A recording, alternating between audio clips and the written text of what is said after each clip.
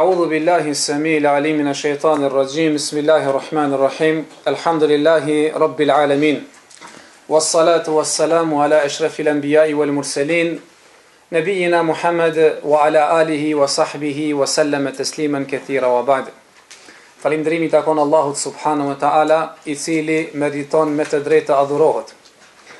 Salavat dhe selamet qofshin mbi njeriun më të zgjedhur, mbi sipërfaqen e tokës, mbi shpirtin më të pastër, mbi Muhammedin sallallahu alaihi wasallam, mbi familjen e tij të ndershme dhe të pastër, mbi shokët e tij fisnik dhe mbi të gjithë ata të cilët e ndjekin rrugën e tij deri në ditën e gjykimit. Vëllezër të nderuar, assalamu alaikum wa rahmatullahi wa barakatuh. Ne me të Allahut azza wa jall do të mësojmë sot për një ibadet për ibadeteve të mëdha të Allahut subhanahu wa taala.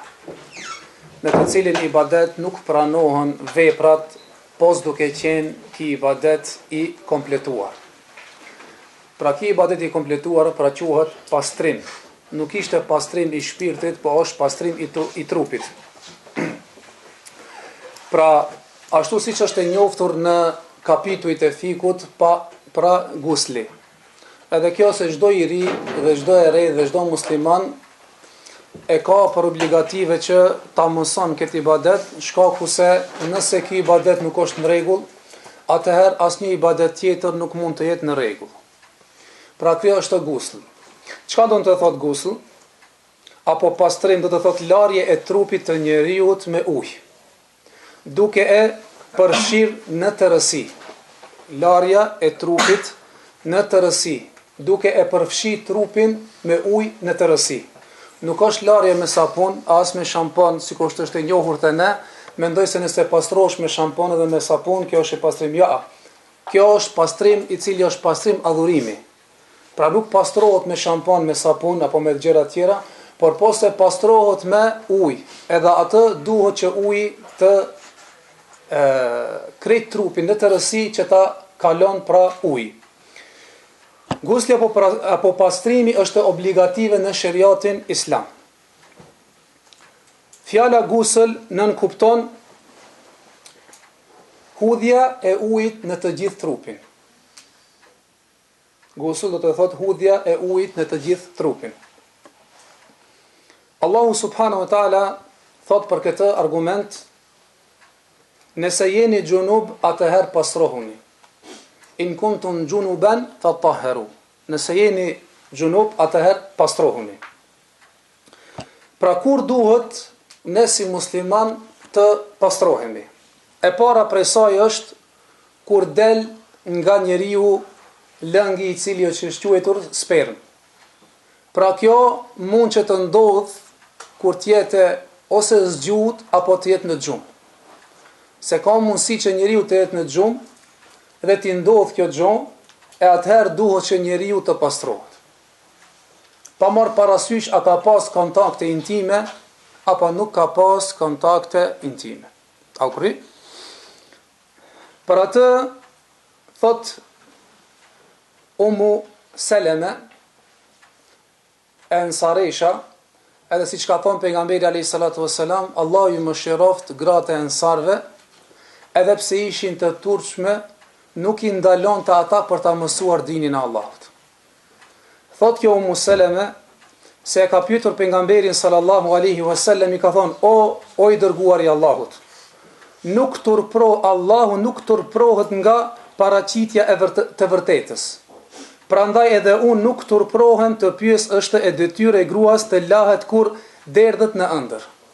Domethënë Allahu nuk turprohet për ta shpjeguar hakun, edhe unë edhe pse jam gruaj nuk turprohem, pasi që Allahu nuk turprohet që për ta mësuar dinin e Allahut subhanahu wa taala. Edhe e ka pyet pejgamberin alayhi salatu wasalam, edhe pse jam gruaje, nëse del lëngi I cili është I quajtur sperm, atëherë a obligohet të lahet?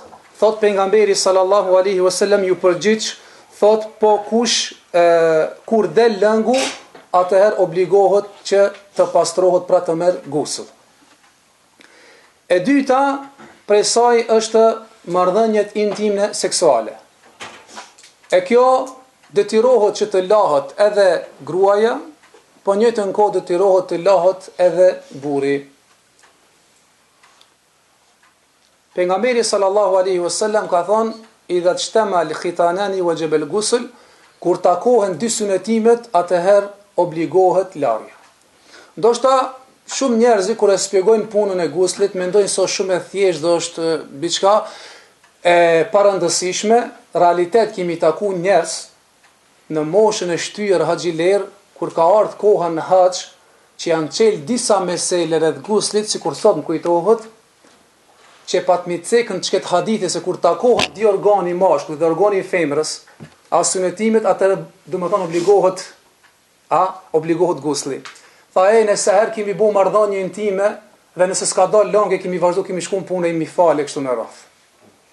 A me ketë obligohet pastrimi.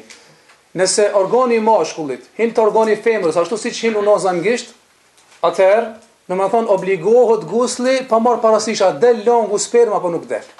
E nëse del, ajo është e qartë që po, por edhe nëse nuk ndodh, atëherë përsëri do të thotë duhet merret gusl. Pse është kjo një çështje shumë e rëndësishme?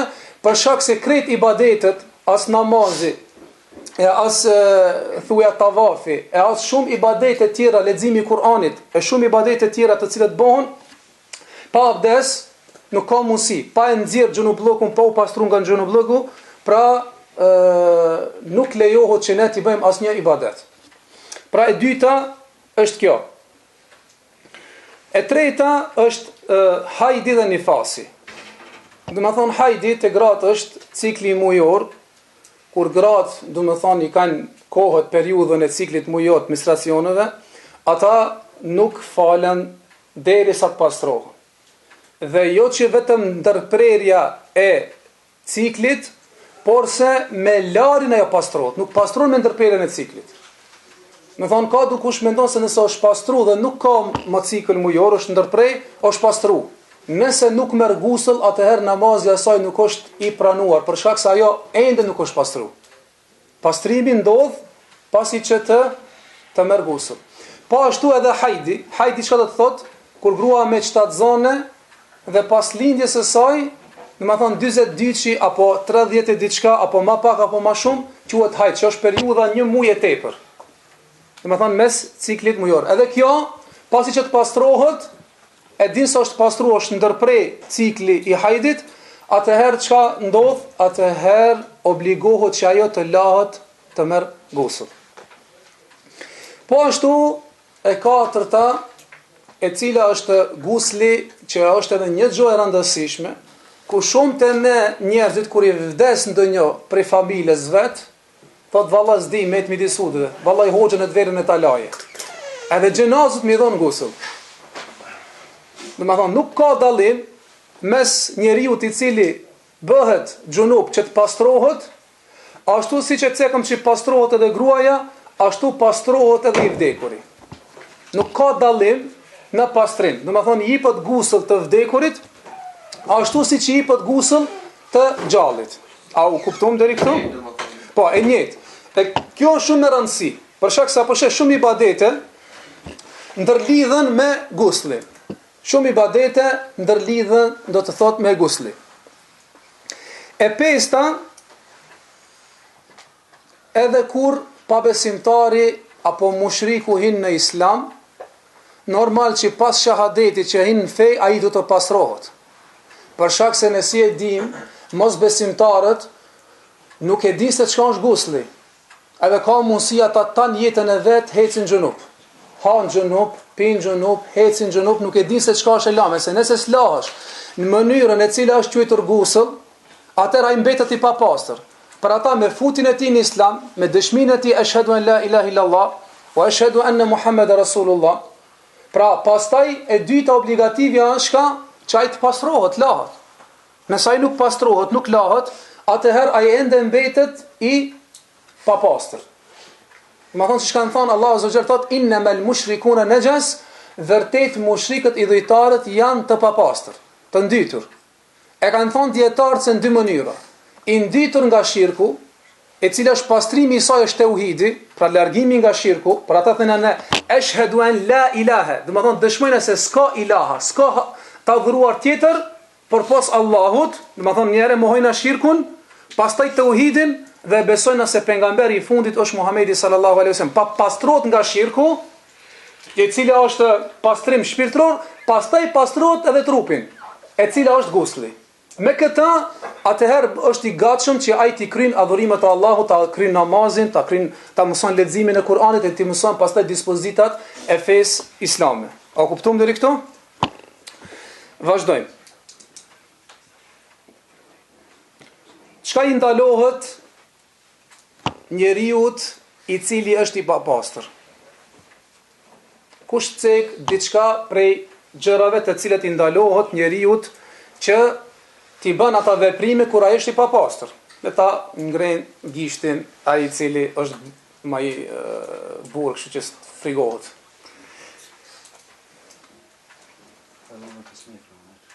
Urna? Hajta mirë? Falja namazin, mashallah. Urdhra. Agjerimi. Po. Leximi i Kuranit. Po, leximi i Kuranit, mashallah. Jo, abdesi është gusli i vogël që thënë. Qëllimi është ibadetet, se ti nëse merr gusull, mjafton edhe për abdesi. Ibadete çka kryen do të thotë që ai ka obligative që njeriu nëse s'pastrohet nuk mund t'i bën ato obligime. Njëra prej tyre u cek namazi, e dyta u cek agjerimi, e treta u cek leximi i Kuranit. Hyrja në xhami. Po, hyrja në xhami. Hyrja në xhami, po. Tjetër?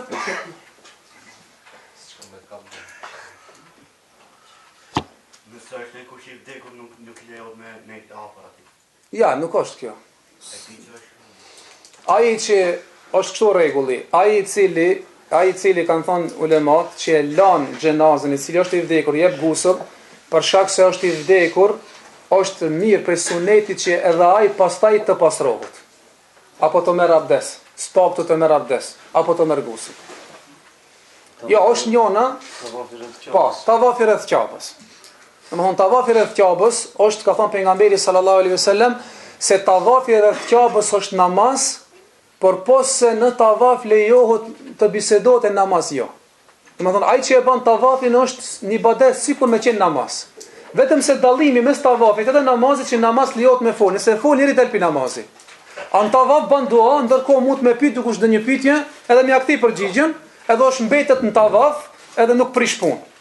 A u kupton? Domethënë momentin në cili bëhet njëri xhunu pa pastër, duhet dalë prej Ka'bës, pastrohet hije prap se nuk e ka nuk e ka të pranuar pra.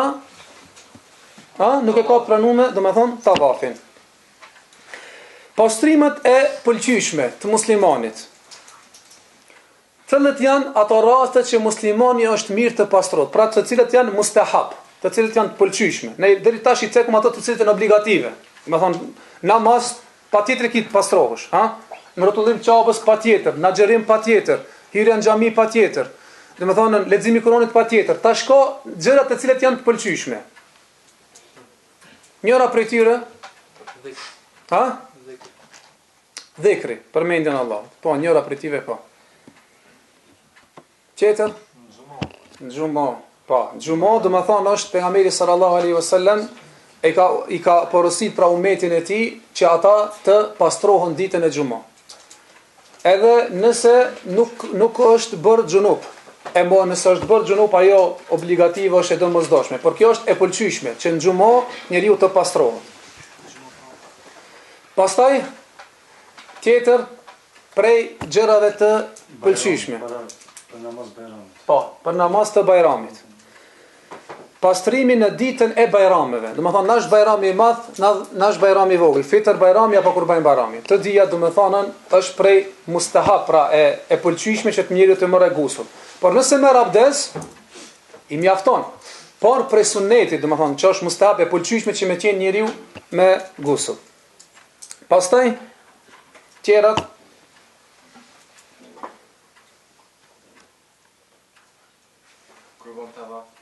kurban tavaf e cekëm që është obligativa ajo.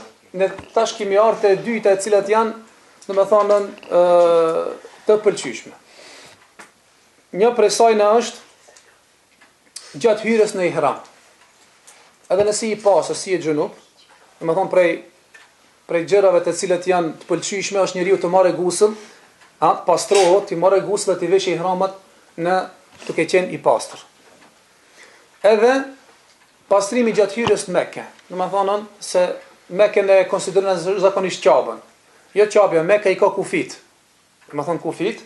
Pastaj futesh domethënë e cila është për ata Mekja është harem, rreth që i ka ata shtyllë kush ka qenë në haxh dhe në umre, i ka pa ata gurë të cilët janë domethënë rreth Mekës, janë domethënë deri tek Mekë tek xhamia e cila quhet Mesjid Aisha, apo Mesjid Tan'im.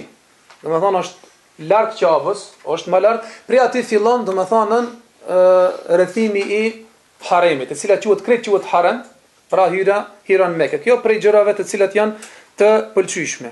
Dhe tjetra është kur njeriu të qëndron në Arafat. Domethënë ditën e Arafatit ku Allahu subhanahu wa taala zbret qiellin e parë tokës, që thot kush janë ata lutshit që t'ju përgjigjem, kush janë ata që më kërkojnë që t'ju jap, kush kërkon falje që ta fali, për Allahu azza wa xal, një ditë prej krejt vitit, ditën e Arafatit, apostapat special zbret në qiellin e parë të tokës.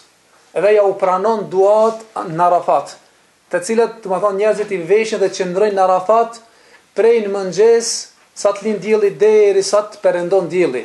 Do të thotë qëndrimi në Arafat është dita e zgjedhur dhe atë ditë lejohet, atë ditë është e pëlqyeshme që njeriu të pastrohet dhe të vesh teshat për ditën e Arafatit, por të mirë është që nuk është obligative. Për gjëra mustahab që janë të pëlqyeshme, ata i kalon këto janë gjëra të cilat janë të pëlqyeshme. Kushtet e guslit, pastrimit. Prej kushteve të guslit, kush din?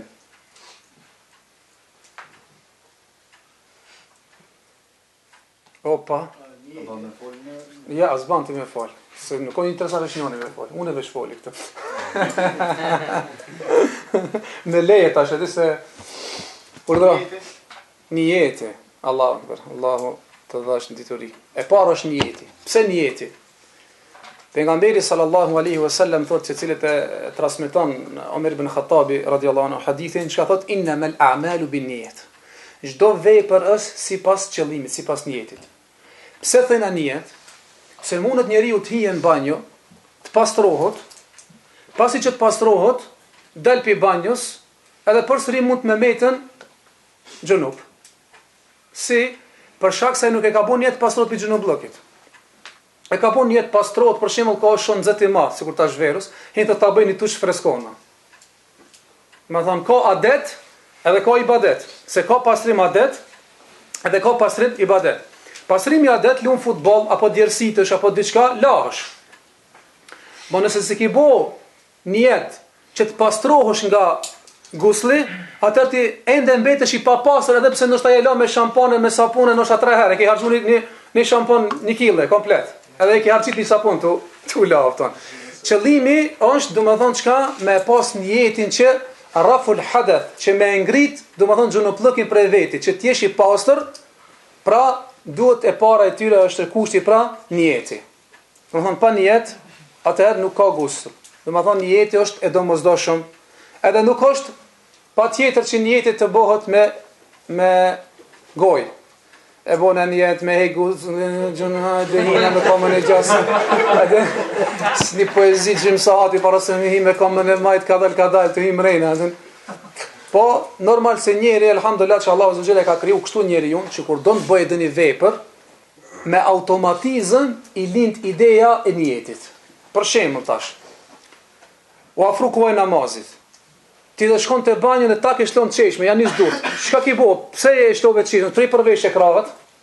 E ki bon jetë me marr abdes. Me automatizëm vet, domethënën pra është njeriu ashtu në origjinën e tij që me njerë me automatizëm pra i lind ati niyeti. Për atë ne thojna se niyeti e ka vendin në zemër, jo me gojë.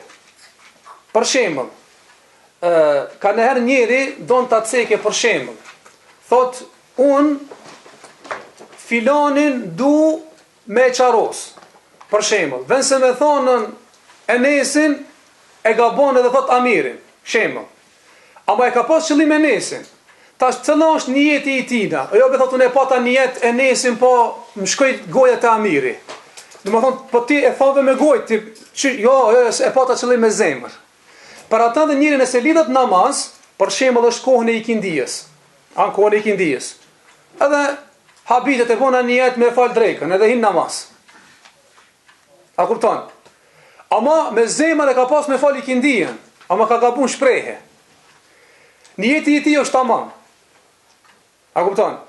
Sikur që tregon pejgamberi sallallahu alajhi wasallam për atë personin i cili është bo shkak që Allahu azza wa jalla ka mësuar me gjet devën pasi që e ka hupsha ka thonë o Zot ti e rob jem, unë jam Zoti jot. Thot nga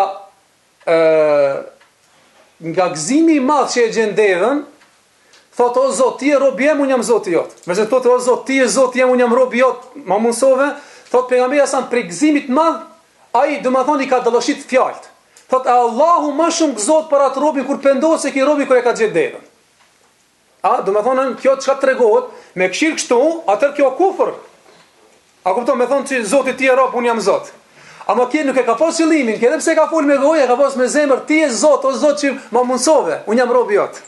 Do me thonë, ajo, njëti ku qenka në zemër. I dyti kusht, çka është i dyti kusht? Larja e gjithë trupit. Pa, larja e gjithë trupit në tërësi, pra kjo kushti i ditë. Pra, gusli, pra i ka dy kushte. E para niyeti, e dyta është që të lahet në tërësi duke e përfshi shpërlarjen e gojës dhe shpërlarjen e hundës. Do me thonë, këto e në tërësi. Sunetet e guslit.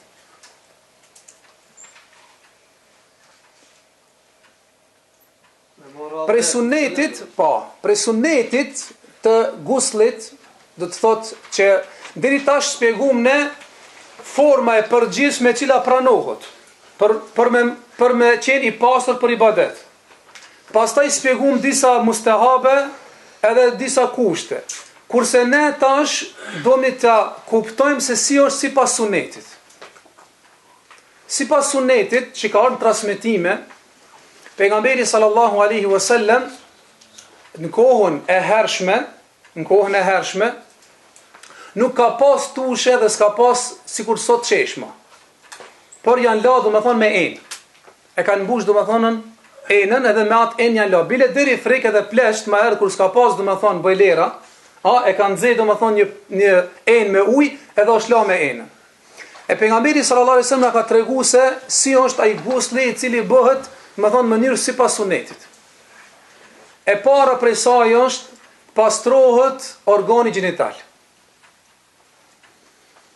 Dhe thot, prej enës miret me dorën e djathtë dhe lahat me dorën e majtë. Njëherë pastrohen durt. Pse unë pastru njëherë durt? Për shkak se në atë enë është marë abdes për ujtë, dhëtë me qenë ujtë i pastër. Kush më tregon për me marë gusëll, apo për me marë abdes, çfarë cilësi do të me pas ujë? Po jens, por ndryshohet ngjyra. Po, njëna është ngjyra, era edhe shija. Do të thonë çka kur ka ujë, vetë talebeve. Mashallah. Kur ka ujë, do të thonë ujë e këshir ujin, a ka ngjyra i kuça i më vit ajo është i tej dukshëm. I tej dukshëm do të thonë njëna në rregull çinka. E dyta e sheh, do të thonë a ka erë, do të thonë nuk ka erë, nuk i vjen era e keqe. Edhe e merr a ka shije, nëse ka shije Coca-Cola për shembull ose Fanta. A ban zban se ka shije. Tu mor abdes e nis me pije sos abdesin atje. Do të thonë nuk lejohet nëse ka ngjyrë, nëse ka erë, edhe nëse ka shije. Do të thonë nëse si ka çta tre cilësi, atëherë lejohet do të thonë me atë ujë, çka? Për të marr abdes apo për të marr gusl. Deri këtu. Pejgamberi sallallahu alajhi wasallam për sunetit ka marrë me dorën e djathtë nga nxjerr ujë dhe i ka shpërla pas pari durt. Pastaj është shpërla, domethënë, organi gjinital. Pastaj ka marr abdes ashtu siç mirret abdes. Do të thotë i ka shpërla durt 3 herë. Është shpërla goja 3 herë. Pastaj është shpërla hunda 3 herë. Pastaj është shpërla fytyra 3 herë. pastaj janë shpërla kraha deri mbi byril. Se shumë njerëz i marrin deri te byrili këtu i lagin e në shkoj. Nëse s'del deri mbi byril këtu, atëherë abdesi jot nuk është në rregull. Se duhet lahët, do të thot si përfaqe deri ku dalin flokt, ku dalin qimet flokt, deri tek vesht, për rreth deri këtu. Do të thonë të lahët komplet fytyra, 3 herë.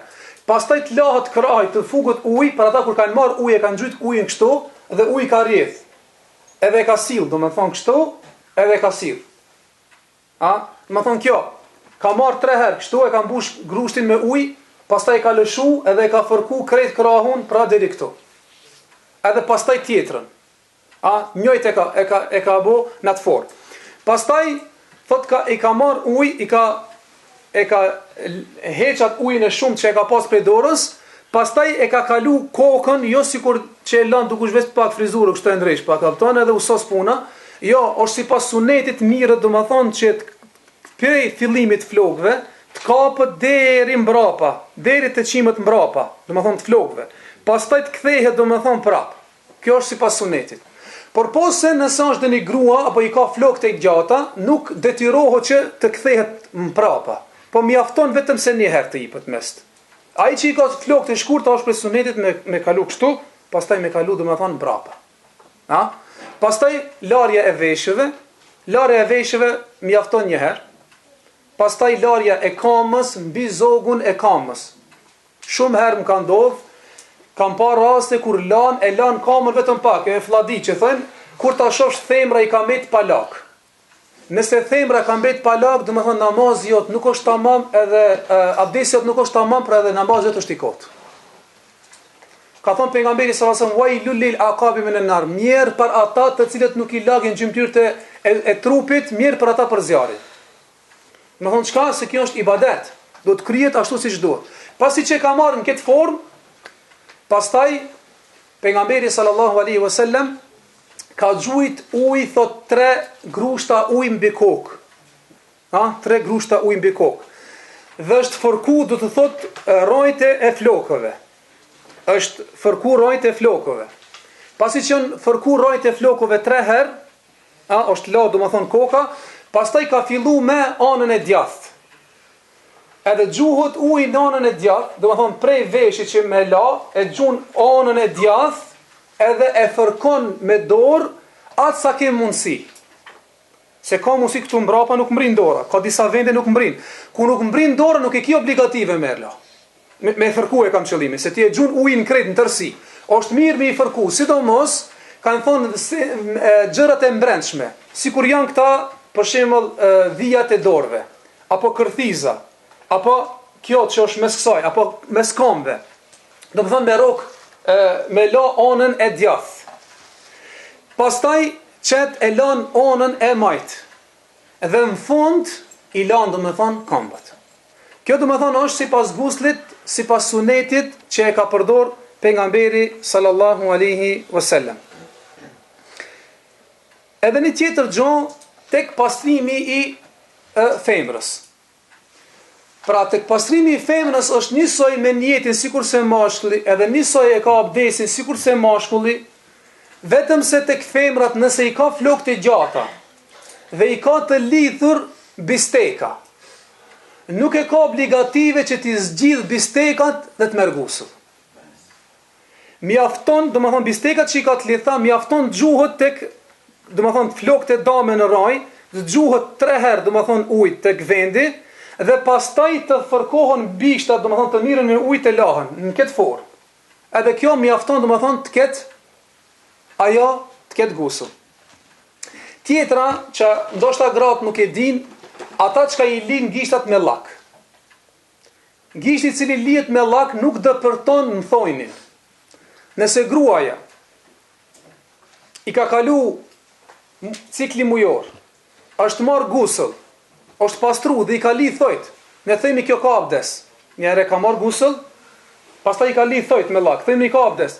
Momentin që e prish, ajo nuk lejohet, nuk i depërton ujë as abdes, as gusull pa e hekën lakun prej gishtave. Për shkak se nuk depërton të thojni. e cila është pjesë e pastrimit, se çish tam në gusull çka është? Pastrim i tërë trupit, pra nuk atë nëse si ka la thojt, në ke ka dëpërtu, atë nuk është pastru total ashtu siç kërkohet pastrohet. Por se sot, alhamdulillah, kjo ka qenë dietarët e kanë shpjeguar dhe pejgamberi sallallahu alaihi wasallam thot, u mirshmi do të thonë në gusull u pastrojshmi me Aishën radhiyallahu anha me një enë. Me një enë, do të thonë pejgamberi sallallahu alaihi wasallam Aishën radhiyallahu anha janë pastru. E thot kishte momente thot duke marr ujin, thot më kap ke përdor edhe nxujke ujë. A kupton? Do të thonë e ka shpjeguar për ata pejgamberi sallallahu alaihi wasallam kur e ka marr Aishën radhiyallahu anha një prej hikmeteve që gjyse e fejës, gjyse e dinit e kemi mësuar brenda shtëpinë e pejgamberit alayhis salatu wasallam prej grave, sidomos prej Aishës radhiyallahu anha. Do të thonë gjysën e fejës se çka ka bëu pejgamberi alayhis salatu wasallam, si është pastru dhe ç'është mënyra e pastrimit, për shkak se kjo është e domosdoshme për muslimanin gjatë ditës që ai t'i kryen adhurimet. Pra i ka transmetuar kush? Aisha radhiyallahu anha. E sot, alhamdulillah, sot do të thonë është bëu do të thonë lehtë që njeriu të hinë në tush dhe tushi do të thonë ta kalon. Shkurt e shqip, nëse dukujt ai pengon, do të i duket shumë gjatë, nuk është filozofi e madhe. Thjesht nëse hinë në tush, edhe lëshon tushin mbi kokë, edhe lahet kit tër trupi, edhe e lan hundën dhe gojën, ti kije do të thonë gusull dhe mjafton kjo. Po në këtë mënyrë që e tregu mënyrën e sunetit, por nëse e bën edhe këtë mënyrën tjetër, dije se e ki guslin tamam edhe ibadetet, namazi, leximin e Kuranit dhe çdo ibadet tjetër që e ka obligativ apo shart kusht është për me pas pastrim abdes apo gusull, mjafton do të thotë me këtë që ajo të kryhet në këtë mënyrë. Allah e shpërblet për ndëgjimin. Inshallah Allahu na ka bërë dobi, edhe tash vijojnë pyetjet nëse kemi diçka në paqartësi rreth kësaj. Rreth guslit, kërkohet me ngre ujin me hund? Po al-istinshaq wal madmada. Madmada është përdorën, do të thotë në gjuhën shprehjen e gjuhës arabe ka kur e fut ujin në gojë dhe e përtip.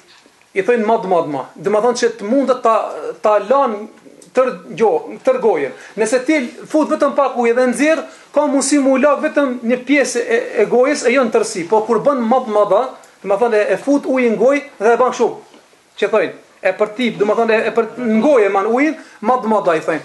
Edhe istinshaq çka është? Me marr ujë, me fut do të thonë me ngre pak me hund, që të shkon do të thonë deri këtu, pastaj të pastrohet. Për ata kjo lejohet përpose në Ramazan. Se njëri kur është në Ramazan mund të me fut ujë, është me marr hund edhe mund të mishku diçka pika kështu. Atëherë do të thonë e lan vetëm sa ka do të thonë nevojë që mos mu tepru. Por kjo është prej sunetit që të pastrohet në pastrim të mirë, është me përdor çka e cila quhet madmada, edhe cila quhet istinshaq, do të thonë mirët ujë dhe pastaj nxjerret do të thonë nga hunda. Edhe në gusull edhe në abdes. Edhe në gusull edhe në abdes do të thonë e njëjta është. Vesh një send dietar siç kanë thonë disa, kanë thonë se nëse abdesin e merr njeriu ka pak ujë, edhe mundet ta merr vetëm një herë. Kret, do të thonë shpërlarje e gojës, shpërlarje e hundës, shpërlarje e fytyrës, shpërlarje e krahut me një herë. Kjo është në disa raste kur njeriu s'ka ujë shumë të mjaftueshëm. Për ata disa sahabit të cilët kanë udhëtu apo kanë lëndru me anije dhe kanë qenë domethënë peshkatar, i kanë thonë oj dërguari i Allahut, kemi raste, momente që kemi me ujë ne një sasi të vogël për ushqim dhe për pije. Dhe nuk na del neve ujë. A ka mundësi ne të marrmi ujë prej detit? Të marrmi ujë prej detit? Ka thonë pejgamberi alayhis salatu wassalam, ma u tahur wa hillun mejtetuhu. Pra deti është i pastër dhe ngordhësinat e detit janë halal për ju. Subhanallah, që këtë hadith, aje ka vitë për abdes, na ka nërë deve letësimet, para me nësë të azosh të peshin për detit, e ta qesh mës të cofe, e ta presh, e ta repish, më thonë është shumë fështirë. Me këtë përgjigje për ata pejgamberi sallallahu alajhi wasallam ka thënë, utitu jawami el-kelim, më është dhënë mua pak të folurit, ama shumë kuptim. Ai ka pyet atë lejohet, ka thënë se deti është halal i pastër, edhe ngordhësinat e detit i keni halal. Kështu që, kur ta shofsh ti, për shembull deti, a ka ngjyrë, s'ka ngjyrë, a ka erë, s'ka erë, ama ka shije, është e mjelmët. Dhe më thonë, një prej atyre kushteve, ja, se ka thonë pejgamberi asam, el bahru la yunjisu shay, deti nuk e ndit kur gjo. Nëse edhe ngordhësinat, do më thonë, ndodhin që me ngordh gomar, apo ndodh kala, apo çka do koft, apo urinos, apo çka do koft më bo, deti me madhësinë e saj pastrohet vetëm vetë deti o vazhdimisht i pastër. La yunjisu shay, nuk e bën pa pastër asnjëse. Edhe kjo është njëra prej saj. Edhe diçka që më kujtu shtesë, nëse ne kemi ujë, marrmi gusull edhe marrmi abdes. Po çka me bo që na herë na ndodh me shku në një vend, s'kemi as ujë, as kur gjo, a jemi dhe më thonë gjunub, çka të ndodhë në atë moment? Mirët tejmumi.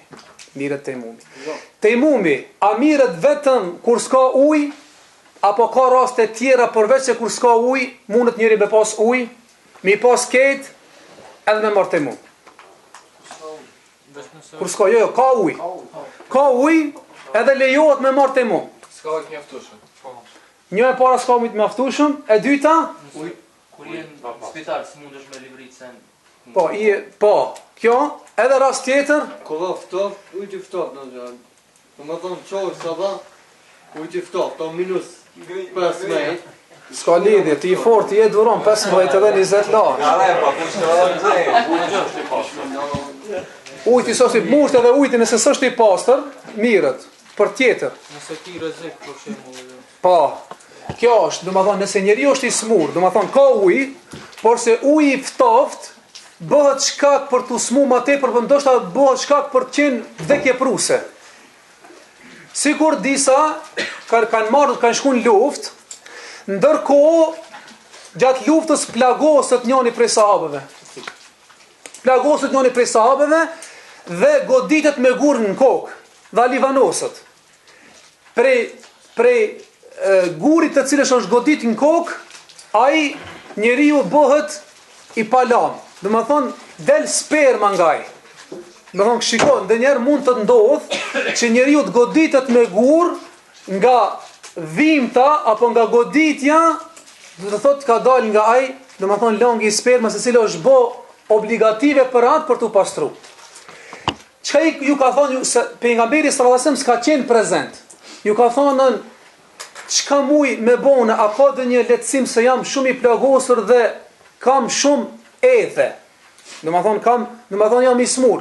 Ka thonë lejse leke rukhsa, s'ka për ti lehtësim. Thotë lahat edhe vdes. Kur vjen pejgamberi alayhi salatu wasalam i thonë ja Rasulullah, kështu ndodhi edhe personi do të ndrojë jetë. Çka thot pejgamberi asam? Çfarë kërcënimi thot? Qataltumuhum qatalakumullah. E keni mbyt, Allah ju mbyt. E keni mbyt njeriu, Allah ju mbyt. Kishte mjaftuar ai të merrte mu. Domethënë, shikoni, padituria e bën njeriu që të bën veprime që ndoshta vjen se të bën hajr bandam. Inna hadha ad-din yusr, la yushadd ad-din la galaba. Ka thonë pejgamberi, kjo fe Allah është e lehtë, e ai që shtrëngon do ta fiton feja ata. Do më thonë qka? Mi ka thonë pejgamberi asa mjafton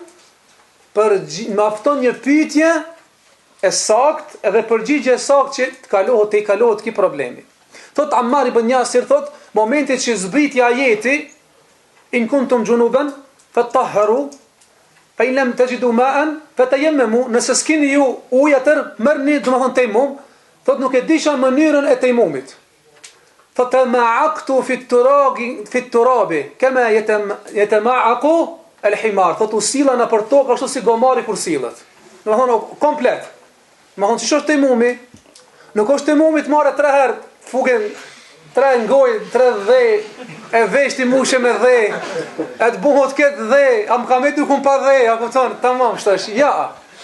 Do të thonë pejgamberi sallallahu alaihi wasallam ka thonë, jekfi i mjafton birit Ademit ta keten tokën e pastër, ti merr di durët e ti, ti vendon në tokë, pastaj ti fërkon durët, jo ti fërkon krahët, jo këtu, po deri tek bylyzyk të dorë, ti kalon bylyzyk të dorës. Do të thonë ti lan kështu, të frin dhe pastaj ta fërkon kokë, ta fërkon fytyrën. Me këtë kryhet domethënë tejmumi. Me këtë kryhet domethënë tejmumi. Siç tham, ka mundësi me pas ujë, ka mundësi me pas ujë, po nuk ka mundësi me përdor domethënë ujin, për shkak smujë se ka mundësi me ardh smuja deri më e vështirë ajo që mund të marrë deri te vdekja, pra në kësaj raste lejohet domethënë njeriu me marr tejmum. Allahu inshallah wa taala na bën tawfik dhe na pastron nga të gjithë të mëjtat. Urdhën. Mirat gusto dhe me dhej. Smirët, domethënë nëse s'ka ujë, çfarë thash, nëse s'ka ujë, atëherë mirët tejmum. Domethënë momentin që mungon uji, apo momentin që nuk mundet me përdor personi ujin, atëherë e dyta është kthen te tejmumi. Te tejmumi çka bën? Edhe nëse i jeti xhunup, lejohet edhe abdesi, edhe tejmumi të mirën, edhe abdesi, edhe gusli me tejmum. Domethënë mjafton ti mshohet tokës, ti fërkohet durt, ta fryje pak atë plunin, me frim të lehtë, edhe pastaj ta fërkon fytyrën. Me këtë është kry tejmumi. Edhe me këtë ki ka edhe abdes, ka edhe gusull. Deri kur? Deri sa ti prezanton uji apo të shërohet ki. Mundet se ka njëri mundësi një kohë për shembull varrën e ka dukun që vara i shërohet, i mshelet, në momentin që i mshelet vara edhe që ka mundësi me përdor ujin, atëherë domethënë kthen tek uji, se nëse e fal namazin dhe pastaj ka ardhur uji, nuk përsëritet namazit e disa dietar. Por momentin që ti e ki fal drekën për shembull, edhe ka vak deri në kindi, për shembull dreka ka thirrën 1 orë, deri në 5. Tash ti ki fal drekën 1 sati, më në 3 gjysmë 4 ka ardhur uji. Dush me fal edhe një herë se ka ardhur uji që ka kohë. Ama nëse ka kaluar, ka hi kindia, kështu mjatësia, ti nuk e përsërit më namazin e drekës, namazin e kindijës. A është e kuptuar deri kjo? Këto janë për një më shumë janë me rëndësi se këta nuk mundesh mi gjet në bë ligjërata. Se ligjëratat në përgjithësi janë ligjërata nxitje, ligjërata të hapta, ligjërata, domethënë të cilat kanë tematika të ndryshme, por këta janë ligjërata ndoshta duken pak si janë thjeshta, por janë shumë dobishme se kjo do të gjendet ti deri në vdekje. Domethënë se për çdo ditë njeriu ka nevojë me marr abdes, me marr gusull, me u fal, me lexu Kur'an, domethënë me i bë këta veprimet të cilat janë ibadet në dinin ton të Allahut Azza wa Jall. Hoxha, a ka me një xhenet ai njeri I cili është xhunup? Normal që ai I cili është xhunup është një prej mëkateve që nëse mbaret, nëse njeriu ka pas kohë të pastrohet dhe nuk është pastru. Domethënë që është edhe kjo është kusht për të qenë për të pas ibadet. Për shembull, nëse njeriu për shembull është bë xhunup, domethënë pas drekës. Ai njeri prej pëlqyeshmës, prej sunetit është të më një herë të pastrohet. Por nëse nuk pastrohet, deri për shembull para ikindie, ka të liu me menetën, domethënë deri çat kohë. Shembull I nxet uja, s'ka uja se nadin, mundet me pritëm deri në ikindi. Momentin që të hije koha e namazit e ka obligativ ai mu pastruar. Çfarë është mëkatar? Pse se kis mund të mu fal pa marr gusull, a ki nuk pastrohet. A kupton? A ka raste, për shembull, siç e cekën hadithën e Hanzala el-Ghasili, subhanallah, një sahabi I ndershëm I pejgamberit alayhis salatu wasalam, të cilët kanë qenë vërtet burra me zemra, me iman, me vepra, e kanë dëshmu vetën e tij, pa ata Allahu azza wa jalla ka thënë radiyallahu anhum wa raduan, Allah është I kënaqur me ato, janë kënaqur me Allah. A ditën e parë që martohet, në mëngjes thirr pejgamberi alayhis salatu wasalam për luftë. Nga dëshira e flakt për t'ju përgjigj urdhit Allahu dhe urdhit pejgamberit alayhis salatu wasalam, haron që të pastrohet. Del rrugët Allahut. Lufton derisa mbytet, bjen shahid. Edhe në momente disave ju kujtohet se filoni sa ka hi dhëndër, edhe ka dalë luftë. Më thonë ka ndru jetë. E lipin sahabët nuk mund ta gjejnë. Kur e gjenë mas një kohë, e gjenë I lagur, I lam. I thonë, ja Rasulullah, çka ka ndodhur? Thot, Hanzalën e kanë marrë melek, mes qitë dhe mes tokën, e kanë lajt me ujë xheneti. E kanë lajt, I kanë dhënë gusull melekt. Dhe më thonë, qka? Dhe më thonë, prej veprës që e ka bot gjigante, dhe më thonë, edhe kanë quajtur Hanzalet el-Ghasili, Hanzalja I lami. Dhe më thonë, që e kanë la melek të Allahut Azza wa Jalla, dhe më thonë, kjo është një privilegj që umetit pejgamberit sallallahu alajhi wasallam, që nuk ka ndodhur melek ta lajë një person. më hon prej umetit pejgamberit sallallahu alaihi wasallam. Allah ju shpëlbeft. Wa akhiru da'wana alhamdulillahi rabbil alamin. Allah ju dhash mirë. Selam aleikum.